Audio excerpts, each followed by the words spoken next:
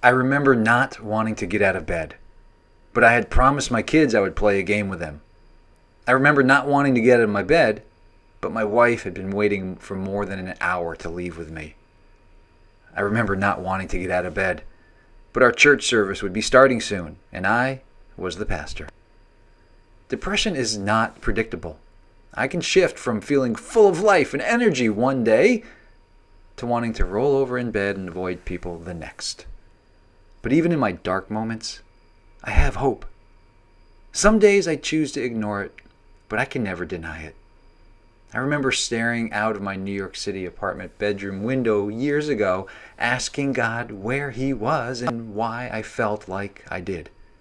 He impressed upon my heart that He was there with me, that He would never leave me nor forsake me. Hope. I often think of that moment when reading the words that precede Jesus' Great Commission. Matthew 28:16 and 17 say, "Then the 11 disciples went to Galilee, to the mountain where Jesus had told them to go. When they saw Him, they worshipped Him, but some doubted." There's speculation regarding who was doubting and why, but there is also clarity. Some in Jesus' midst doubted.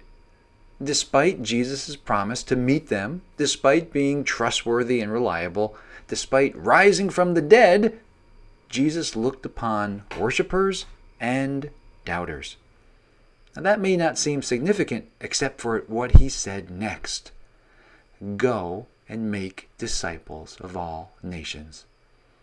In Jesus' final words to His followers, He commissioned both worshipers and doubters.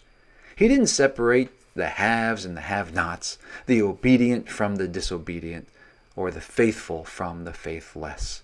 He looked at His followers and handed them His keys to the kingdom. Regardless of their spiritual health at that moment, Jesus passed His baton of hope for the world, and in doing so communicated several messages. I trust you. I believe in you. You can do this. You ever feel less than? You ever feel hopeless? You ever feel ill-equipped?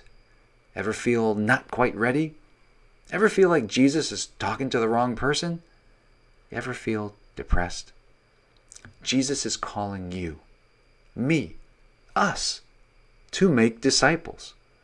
So when you don't feel worthy, remember that Jesus has made you worthy. When you feel ill-equipped and not quite ready, remember that Jesus will be with you and will speak through you. When you feel hopeless or depressed, remember that Jesus is not caught off guard.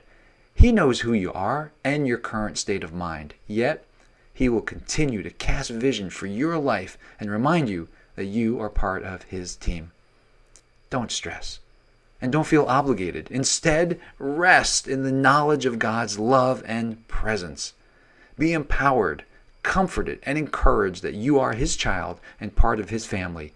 You may not feel worthy, but God has made you so.